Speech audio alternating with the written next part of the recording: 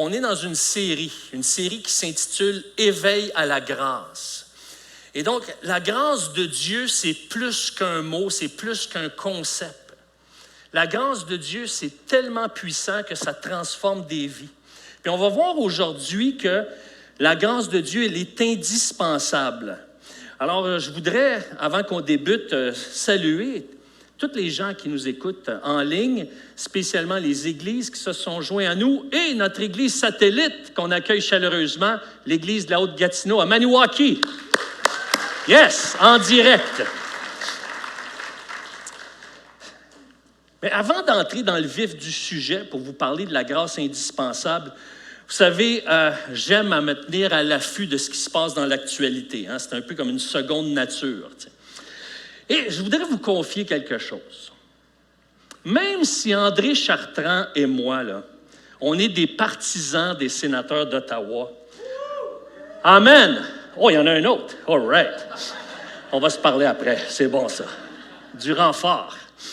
Mais on s'intéresse quand même à ce qui se passe avec les Glorieux. Hein.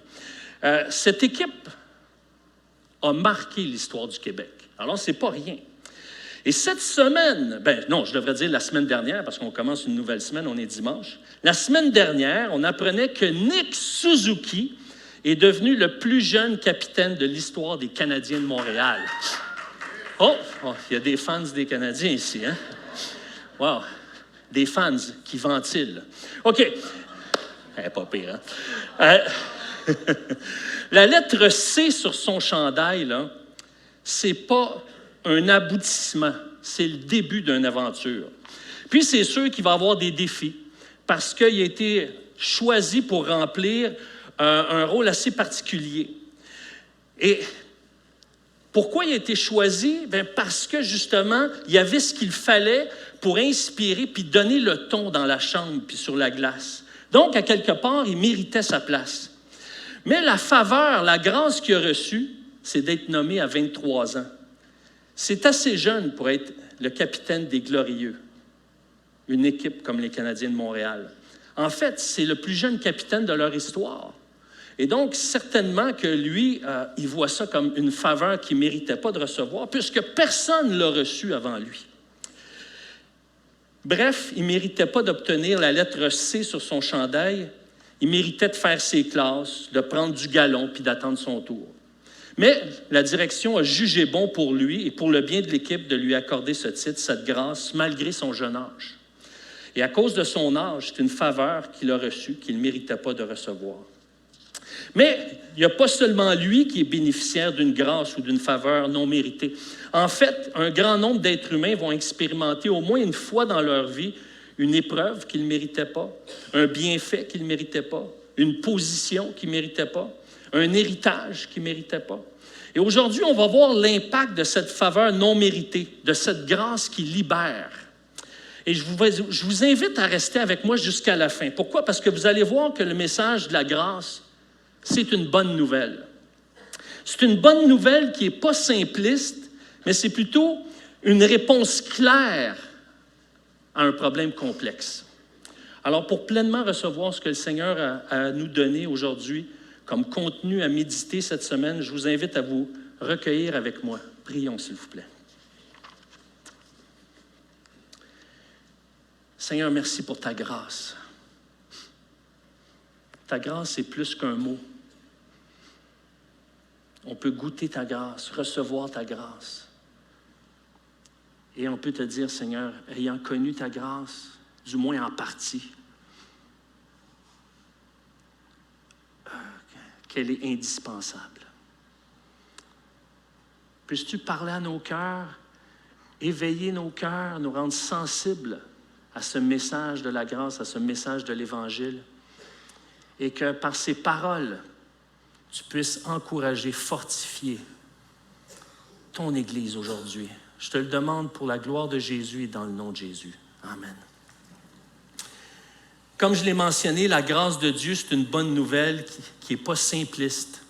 C'est plutôt une réponse claire à un problème complexe. Mais pour bien comprendre cette grâce, c'est important de la définir parce que le mot grâce peut avoir plusieurs sens selon le contexte. Une ballerine, par exemple, peut démontrer beaucoup de grâce dans l'exécution de son art. Un coup de grâce, ce n'est pas toujours apprécié par celui qui le subit. Hein? Une frite grasse, c'est loin du concept de ce qu'on peut imaginer. Non, mais quand on entend le mot grâce, ça fait référence d'une personne à l'autre à un concept vraiment différent. Mais en fait, celui qui explique le plus clairement le concept de la grâce, le concept qui nous concerne, de la grâce du moins, c'est le théologien Wayne Grudem. Il définit la grâce comme étant la bonté de Dieu envers ceux qui méritent d'être punis. C'est la bonté de Dieu envers ceux qui méritent d'être punis. En d'autres mots, s'il n'y avait pas de grâce, l'être humain aurait juste une chose qu'il pouvait recevoir, c'est la condamnation. Il n'aurait pas accès à la bonté de Dieu, à sa consolation, à son engagement à tenir ses promesses, à nous soutenir dans les épreuves. Sans la grâce, il n'y aurait pas de joie, il n'y aurait pas de bien-être, il n'y aurait pas de réconciliation. La grâce a beaucoup plus d'impact qu'on peut l'imaginer. Même dans un monde où on peut avoir l'impression que Dieu est absent, on peut quand même voir au travers nos désirs personnels les plus profonds, notre désir de changer le monde, de faire des réformes sociales, au fait de vouloir être aimé ou de vouloir aimer. Eh bien, vous savez, on aime le beau. L'être humain aime le beau. Que ce soit à voir, à goûter, à sentir, on aime le beau. Et ça, c'est comme si Dieu avait placé en nous un soupir de vivre un monde parfait, un monde idéal. On soupire tous à avoir de l'impact, à avoir des relations significatives, à ne pas être un inconnu. Mais il y a quelque chose qui a gâché toute la sauce. Pas la sauce, je ne prononcerai pas celle que Sylvain a nommée hier, mais qui a gâché toute la sauce, c'est le péché. Mais la parole de Dieu nous révèle une clé importante. Dans l'Ecclésiaste, chapitre 3, verset 11, il nous dit qu'il a placé dans le cœur de l'homme la pensée de l'éternité. Il y a comme en dedans de nous un désir de vivre un monde merveilleux, un monde où est-ce que la paix règne, un monde, on soupire à ça, mais on sait que sur Terre, c'est pas possible, mais on cherche à s'y approcher de plus en plus.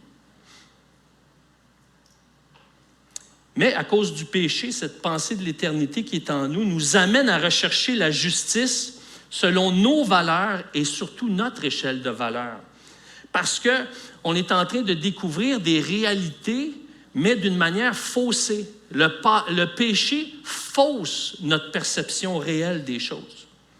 Par exemple, certains placent la flore au-dessus de la faune parce que la faune contient des prédateurs. D'autres placent la flore et la faune au-dessus de la dignité humaine parce que l'être humain crée un déséquilibre dans l'écosystème. Ça, c'est juste des exemples qui démontrent qu'un système de justice peut varier d'un individu ou d'un groupe à l'autre. Cette justice est basée sur un idéal ultime conforme à notre conception du bien. Puis chacun de nous, on a une conception propre de ce qui est bien. Et même dans un couple, on a chacun notre conception de ce qui est bien. Et c'est souvent, on se chicane parce qu'on confronte. Je confronte mon bien avec ma perception du bien avec la perception du bien de ma femme. Souvent, on se chicane parce qu'on pense viser chacun, de manière individuelle, une bonne chose. Alors, le problème n'est pas tant le bien qu'on recherche ou qu'on veut établir. Le problème n'est pas dans notre motivation, mais dans notre incohérence.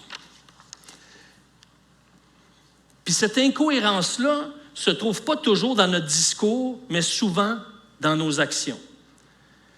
Par exemple, la Bible dit que la foi sans les œuvres est morte. En d'autres mots, ce qui est vrai, ce que je crois vraiment, va se voir par mes actions. Si je prône l'amour, puis je fais du mal à ceux que j'aime, bien, ceux que j'aime n'ont pas accès à l'amour que je veux démontrer.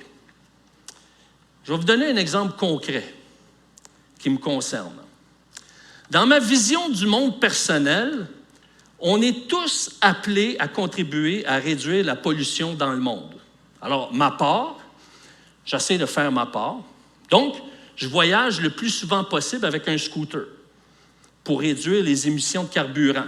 Alors, ma femme et moi, quand il ne pleut pas, on va au gym en scooter. Alors, je composte, je recycle même les bouchons de bouteilles en métal. Puis quand là, je prends une bouteille d'eau, je dévisse le bouchon pour qu'à l'usine ou la place où est-ce qu'on trie les choses, ça leur fasse moins de travail. Et puis, mais il y a une incohérence, même si je recherche le bien. Je roule vite sur les autoroutes. Ma femme me dit souvent, « Chérie, tu roules trop vite. » Oui, mais je vais arriver 3 minutes plus vite. Alors, qu'est-ce que ça révèle, ça? C'est que le temps, la gestion du temps, l'économie de temps a préséance sur ma valeur environnementale. À quelque part, c'est oui, j'aime contribuer à l'environnement, mais pas au point de ralentir ma vitesse. Je suis prêt à polluer davantage pour aller plus vite, pour en faire plus vite. Mes actions démontrent une limite à ma recherche du bien ultime que je vise, et même une certaine incohérence.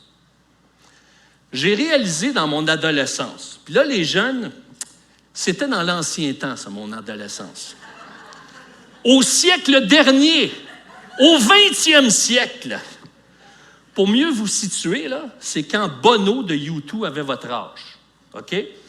Dans ce temps-là, non, parce que nous, quand j'ai suivi ma formation pour être enseignant, on nous disait, au primaire, pour un enfant, la Deuxième Guerre mondiale, le Moyen Âge, l'Antiquité, quand sa grand-mère était jeune, c'est tout dans l'ancien temps, ça.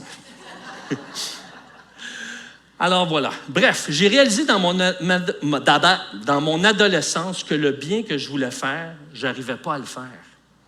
Et le mal que je ne voulais pas le faire, je le faisais malgré moi. C'était naturel. À un moment donné, Dieu m'a fait prendre conscience de ça. Je me dis, wow, j'ai tellement des beaux idéaux, je veux faire le bien, mais je n'y arrive pas aussi bien que je voudrais. Puis le mal, c'est tellement facile, je tombe dedans, mais j'aime pas ça. Mais je le fais pareil. Par exemple, je prônais l'authenticité, mais j'avais besoin de mentir pour bien paraître. Je me le permettais. Je prônais l'honnêteté, mais si je pouvais tirer mon épingle du jeu, je ne me souciais pas du processus, même si je devais contourner les règles. Puis à un moment donné, ça m'a déçu de constater ça, parce que j'ai réalisé que je n'étais pas aussi bon que je voulais en avoir l'air. Et je me disais, si les gens savaient tout de moi, ils seraient vraiment déçus. C'est plus tard, lorsque j'ai expérimenté une expérience spirituelle qui a changé ma vie, que là, cette incohérence a pris plus d'ampleur. J'ai vu l'ampleur de cette incohérence. Que le bien que je voulais faire, je n'arrivais pas à le faire aussi bien que je voulais. Puis le mal que je ne voulais pas faire, je le faisais très bien. Et j'ai vu qu'il y avait une incompatibilité entre ma perspective humaine puis la perspective divine, entre celle de l'être humain et celle de Dieu, celle engendrée et incarnée par la personne de Jésus-Christ.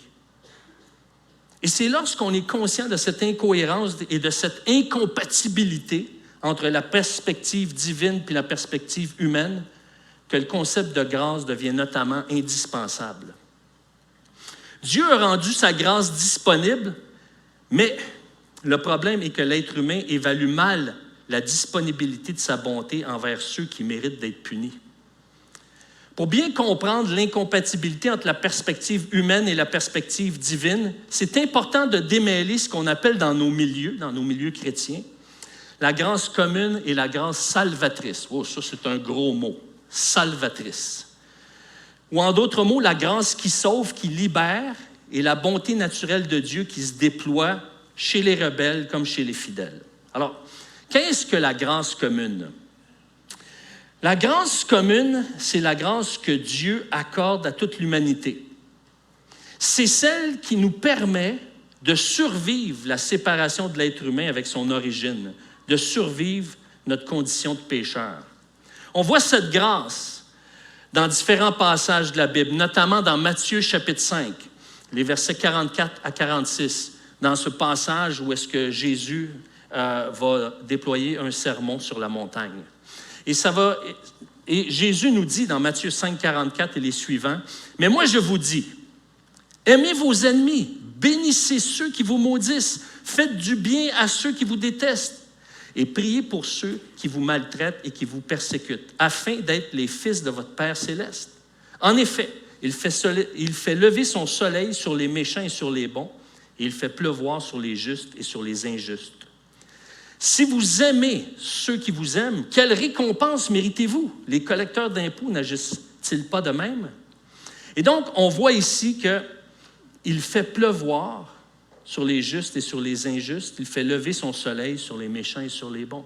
Donc, qu'on soit chrétien ou non, on bénéficie de cette bonté-là, de ces bienfaits de Dieu. On voit également dans Acte 14 que Paul va parler à une foule, et dans la foule, il y a plusieurs non-chrétiens, et il va leur dire ceci, Acte 14, 16 et 17. « Dans les générations passées, il a laissé toutes les nations suivre leur propre voie.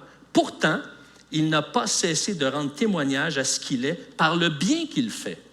Il vous envoie du ciel les pluies et les saisons fertiles. Il vous comble de nourriture et remplit votre cœur de joie. » Il s'agit bien d'une grâce parce qu'elle est accordée librement, souverainement et sans consigne de la part de Dieu. Mais ce qui est important de noter, c'est que, quoi qu'elle soit indispensable, elle ne joue pas un rôle direct dans le salut de l'humanité. Elle peut contribuer, elle peut nous éveiller, la grâce commune. Elle peut nous rendre sensibles à la présence de Dieu, mais elle ne sauve pas.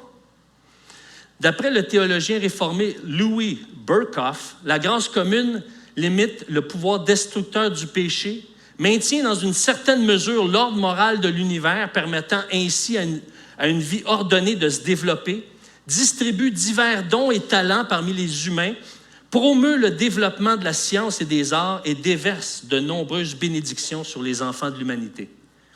La grâce commune revêt 4 aspects. Bon, évidemment, il peut y en avoir plus, mais les 4 principaux aspects, disons. Le soin providentiel, comme on l'a vu, la pluie, les ressources, le fait que les parents nourrissent leurs enfants. L'ordre, par exemple, il y a des lois qui sont mises pour justement condamner, freiner le mal. Le fait que les oiseaux ne nous attaquent pas les êtres humains. Parce qu'imaginez, les oiseaux pourraient se consulter et dire « Hey, on l'attaque aujourd'hui, ça va faire un bon snack. » Non, ça c'est la grâce commune. C'est Dieu qui maintient l'ordre. La conscience. Dieu nous a donné une conscience. Et c'est important d'être à l'écoute de notre conscience. Parce que ça freine nos élans, nos désirs. Ça contribue à une réconciliation même. Et aussi les bénédictions, les bienfaits poussés par Dieu pour le bien de l'humanité. On le voit au travers des découvertes scientifiques, comme ce qu'on appelle par exemple les sérendipités. Ça, c'est des découvertes où est-ce que les chercheurs cherchaient un moyen, une solution, mais ils ont trouvé autre chose. Par exemple, le PDE5, c'est quoi ça? Eh bien, ça, on cherchait une formule pour détendre les vaisseaux sanguins. Puis, en faisant des tests, ils ont découvert que ça pouvait contribuer au bien-être mutuel des couples.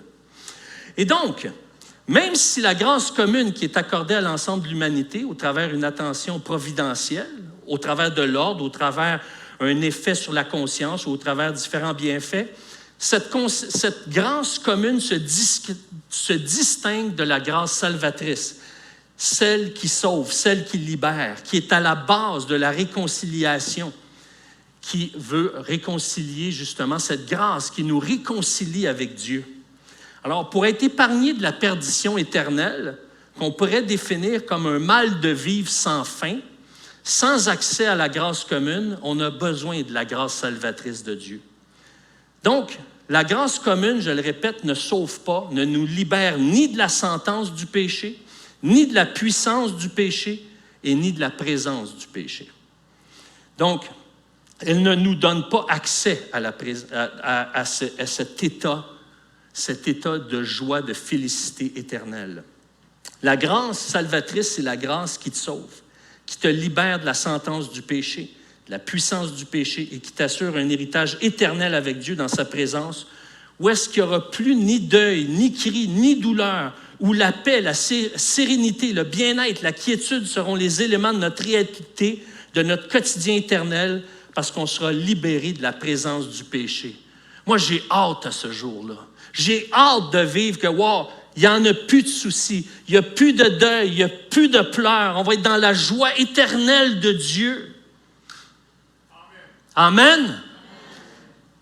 Ça va être un moment glorieux. Et le fait de vivre ce moment glorieux, c'est un cadeau que Dieu veut nous faire vivre. C'est un cadeau que Dieu veut nous donner. Cette grâce est une faveur qu'on reçoit comme un cadeau. Un cadeau, ça coûte à celui qui donne, mais c'est gratuit pour celui qui le reçoit. Un jour, j'ai été témoin d'une scène. C'est un chrétien qui aide un non-chrétien. Il rend un service. Puis celui qui a été aidé dit à celui qui lui a rendu service, « Hey, je t'en dois une. » Avez-vous déjà entendu ça? « Hey, je t'en dois une. » Alors, celui qui l'a aidé lui a répondu, « Tu ne me dois rien. Je l'ai fait pour ton bien, sans attendre rien en retour, en échange. » Ça, c'est la grâce qui libère. Dieu offre à celui qui découvre, qui est séparé de Dieu par nature, d'être justifié, d'être traité comme un non coupable. Imaginez un père qui travaille fort, jour et nuit pour s'acheter une voiture électrique, OK? Une voiture qui ne fonctionne pas à essence. Et là, son fils lui demande de la conduire. Mais, à un moment donné, il fait la gaffe de texter au volant. Et là, ça cause un accident et la voiture, qui est toute neuve, est perte totale. Le père est triste, mais il est heureux que son fils soit sain et sauf. Puis quelques jours plus tard, son fils veut aller voir des amis. Alors, qu'est-ce qu'il demande à son père? Il dit, « Écoute, peux-tu aller me conduire à la gare d'autobus parce que je vais aller chez mon ami? » Il n'ose pas demander la voiture à son père. Il sait qu'il ne mérite pas de conduire sa nouvelle voiture maintenant parce que l'autre est perte totale. Il a dû s'en racheter un autre, contacter les assurances, etc. Et là, le père le regarde, puis il lui montre les clés. Et lui, le fils, il dit, « Je ne mérite pas de conduire à nouveau ta voiture. » Il dit, « Prends-la. Prends-la. » Et là, on a une démonstration de la grâce de Dieu. Il ne mérite pas de l'avoir, mais lui accorde cette grâce. Et donc, le Fils a bénéficié de la bonté du Père au lieu d'être puni. C'est ça, la grâce. Maintenant, c'est la même chose entre nous et Dieu. On ne mérite pas d'avoir accès à sa bonté, mais son désir, c'est de nous l'accorder.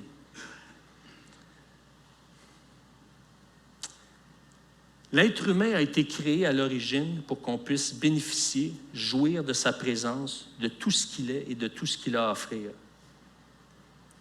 Connaissez-vous, par exemple, des gens qui sont généreux? Quand vous arrivez chez vous, chez eux, c'est comme si vous vous sentez chez vous.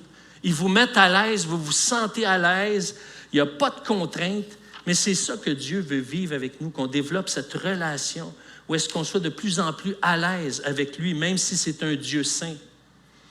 Maintenant, non seulement on a été créé pour jouir de la présence du péché, on a aussi été créé avec la responsabilité de vivre dans la présence de Dieu et d'en faire bénéficier les gens que Dieu a placés sur notre route. Mais tout a été gâché quand Adam et Ève se sont choisis eux-mêmes au lieu de choisir Dieu. Adam et Ève sont, selon la Bible, les premiers êtres humains à avoir vécu sur la terre. Ils ont été créés par Dieu et avaient pour mission de jouir de toute la création de Dieu sur terre, de la diriger et de se multiplier pour que toute la race humaine puisse vivre dans un environnement sain et paisible en communion avec Dieu. Dieu leur a donné une seule interdiction, pas 10, pas 613, une seule, de ne pas manger le fruit de l'arbre de la connaissance du bien et du mal. Mais Ève a écouté la voix du malin qui lui faisait miroiter qu'elle n'avait pas besoin de dépendre de Dieu. Elle pouvait dès maintenant agir selon sa propre perspective et devenir sa propre référence.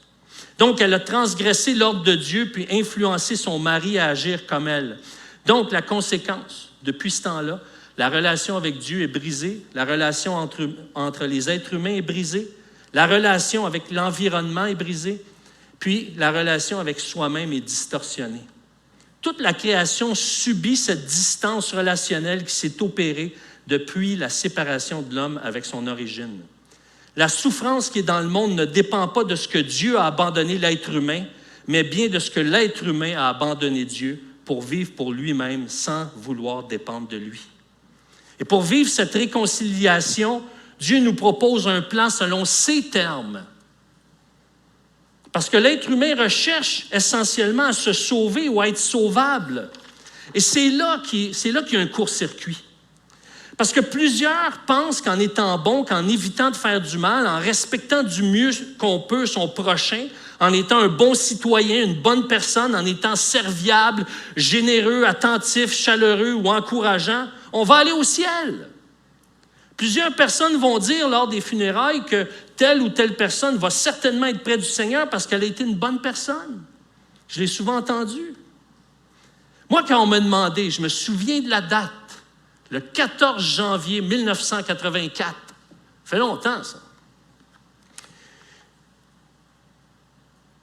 Le pasteur qui me parlait me dit, « Est-ce que tu as l'assurance d'aller au ciel? » J'ai répondu à ce pasteur-là, « Je ne suis pas certain, c'est Dieu qui en jugera, mais je fais le maximum de bien que je peux, puis je cherche à minimiser le mal que je peux faire, parce que ce que je vise, c'est d'être sauvé.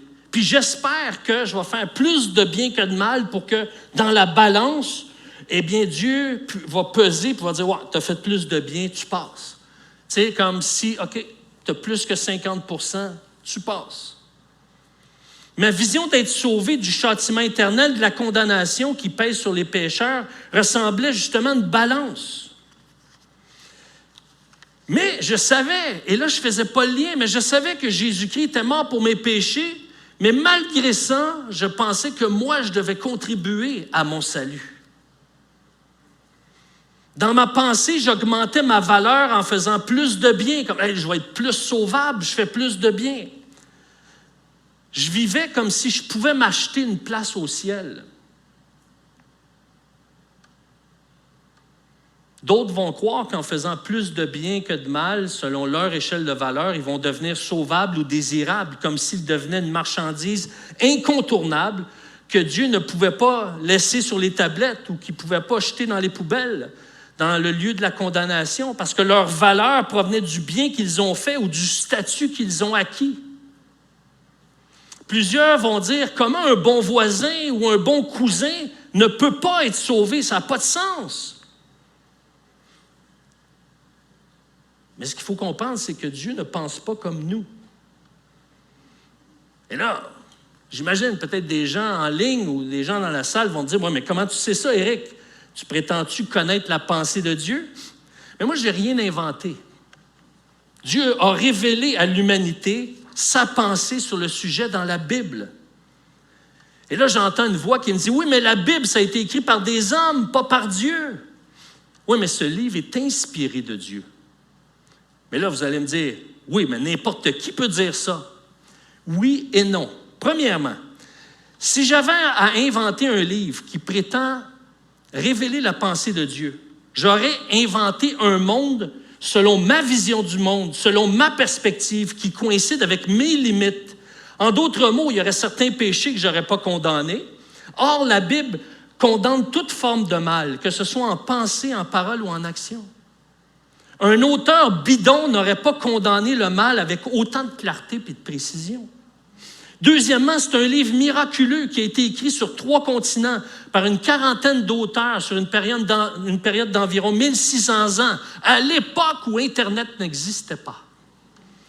Imaginez, vous commencez à écrire un livre aujourd'hui en 2022, puis il se termine en 3622.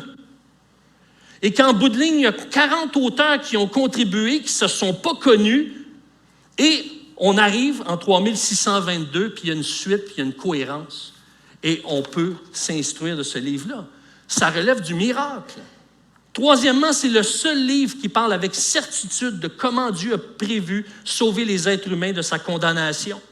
Il nous sauve par grâce au travers d'une personne, Jésus-Christ, Dieu fait homme.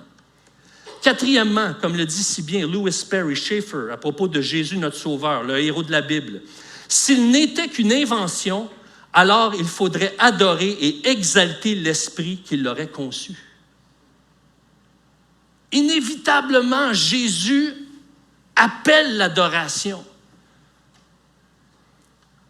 En d'autres mots, si l'auteur de la Bible a inventé une histoire et a inventé la venue de son héros, cette personne mérite l'adoration parce que son message est puissant, inspirant, cohérent et génère un espoir indétrônable. Amen.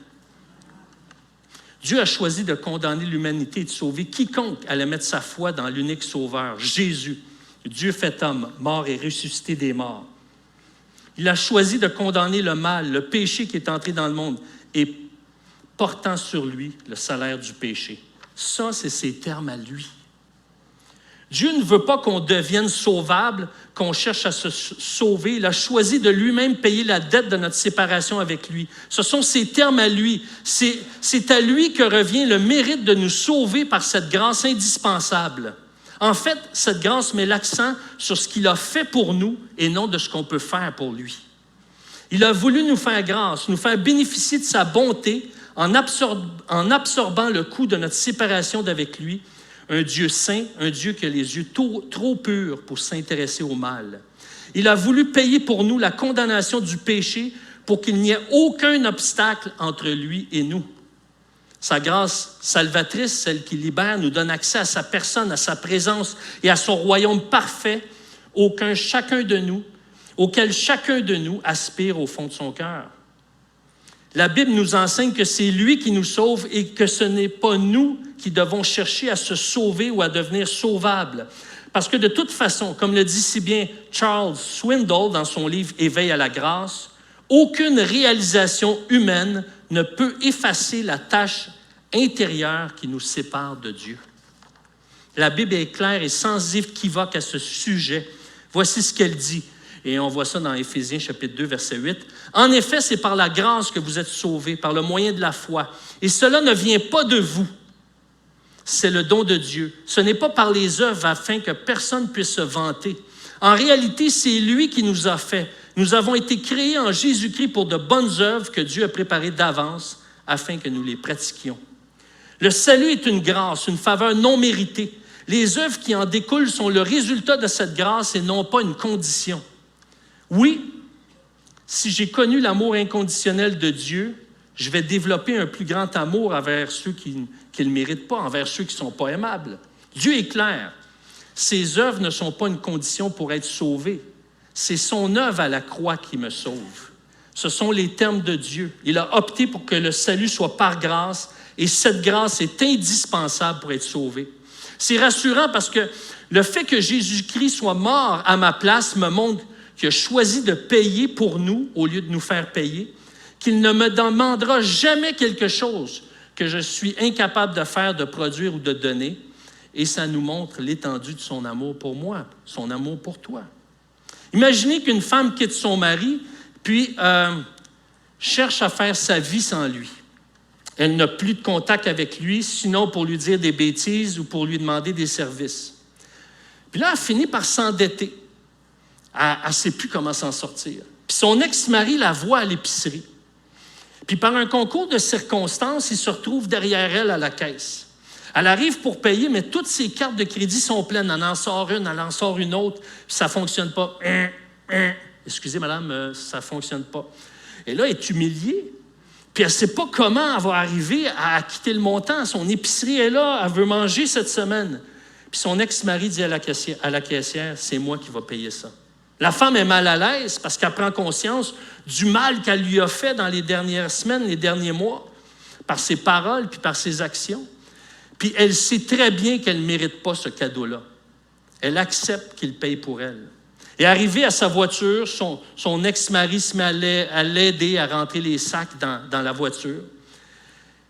Il dit à son ex-femme, « Sais-tu quoi? J'ai payé pour toi puis je suis prêt à te reprendre, à repartir à zéro. Je vais payer toutes tes dettes.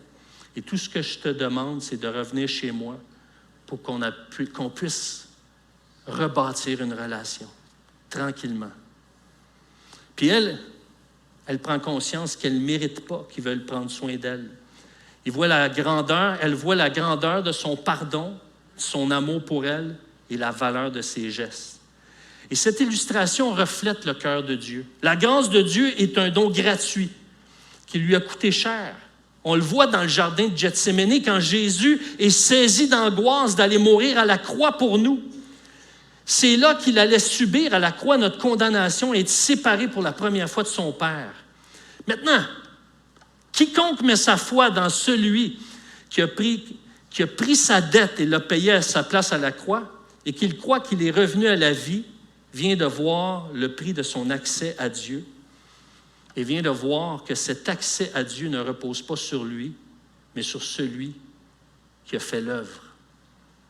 C'est une grâce, c'est une faveur, une bonté offerte à celui ou celle qui mérite d'être puni, condamné. Lorsque Dieu a ouvert mes yeux et qui a permis que je reconnaisse que j'étais un pécheur, parce que c'est lui qui a ouvert mes yeux, et que le seul moyen d'accéder à sa présence éternelle était le fait que Jésus, le seul sauveur, Dieu fait homme, ait pris ma place à la croix.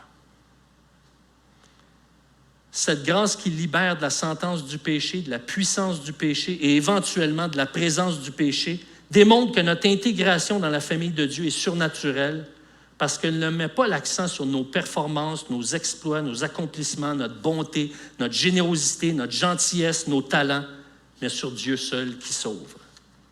Cette grâce qui libère nous amène à jouir de la bonté, de la fraîcheur, de la vie abondante qui est en Dieu et révélée dans sa parole. J'inviterai les musiciens à s'avancer. Et j'aimerais terminer par quelques réflexions. On a tous été créés pour vivre une découverte de Dieu, une identification à Dieu, une complicité avec Dieu et une intimité avec Dieu. Puis lorsqu'on expérimente le salut selon les termes de Dieu, on découvre que c'est une grâce, un cadeau, un don gratuit qu'on ne mérite pas de recevoir. Ce don gratuit, ce salut gratuit, cet évangile de grâce n'est pas une destination, c'est un point de départ, parce qu'aucune loi, aucun règlement, aucune interdiction ne nous donne la force d'accomplir ce que la sainteté de Dieu exige. La beauté de la grâce, c'est qu'elle ne se limite pas à me sauver et à m'intégrer dans la famille de Dieu. Elle demeure accessible en tout temps pour me développer spirituellement, relationnellement, intellectuellement et émotionnellement.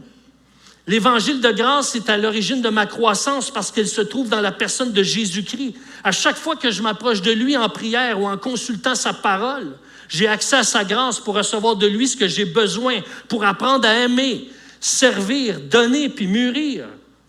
En résumé, expérimenter la renaissance spirituelle, ou ce qu'on appelle ici la nouvelle naissance, c'est expérimenter la grâce qui nous libère de la sentence du péché.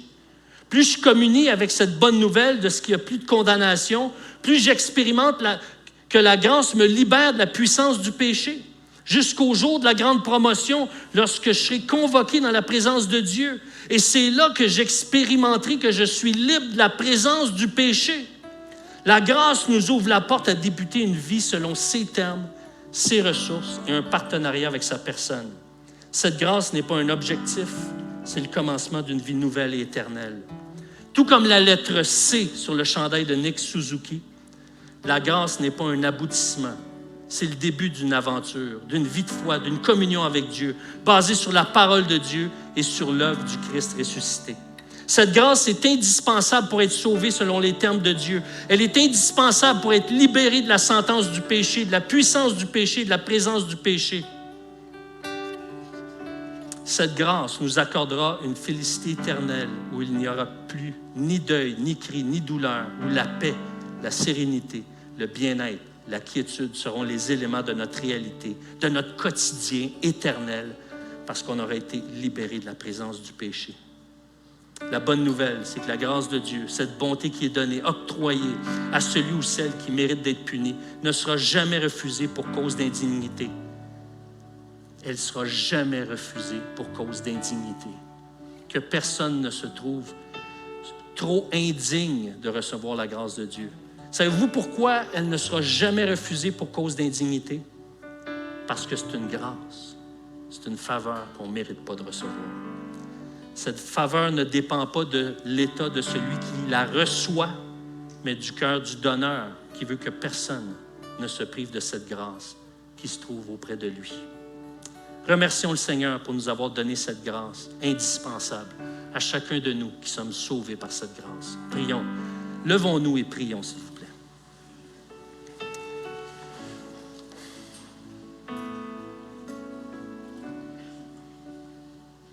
Seigneur, on ne réalisera jamais l'ampleur de cette grâce. On en a une intuition, on en goûte une certaine dimension, une certaine teneur, mais si tu as été angoissé jusqu'à la mort dans le jardin, c'est que ça devait être intense. Toi qui es la paix incarnée, toi qui es la sérénité incarnée. Mais merci. Merci que tu as subi cette condamnation, cette séparation pour que une multitude d'hommes et de femmes puissent vivre cette vie éternelle qui commence aujourd'hui et qui se poursuit dans l'éternité. Seigneur, s'il y a des gens ici dans la salle, s'il y a des gens en ligne, s'il y a des gens qui réécoutent plus tard ce message, que tu puisses parler au cœur, ou tu puisses ouvrir les yeux comme tu l'as fait pour moi. C'est devenu évident. Je ne peux pas arriver à me sauver, je ne suis pas sauvable, mais toi, tu as résolu de me sauver. Tu sauves aujourd'hui, tu pardonnes les fautes, tu payes pour nos manquements, nos erreurs, nos péchés. Sauve encore aujourd'hui, Seigneur, que dans l'Outaouais, ce message résonne, retentisse et que ça puisse se répandre dans toutes les extrémités de la terre, Seigneur. Et je te demande un cadeau, une grâce, Seigneur, que nous, les Québécois et les Franco-Ontariens ne méritent pas. Que tu nous accordes un réveil, Seigneur. Accorde-nous un réveil, s'il te plaît. On veut voir ce bâtiment s'agrandir. Pourquoi? Parce qu'on veut voir de plus en plus de gens qui vont te louer en disant « Seigneur, merci, tu m'as sauvé. Merci pour ce don gratuit. » Je te rends grâce que tu l'as fait goûter à tant de personnes et que d'autres puissent jouir de cette vie éternelle à partir d'aujourd'hui. Merci, Seigneur, dans le nom de Jésus. Amen.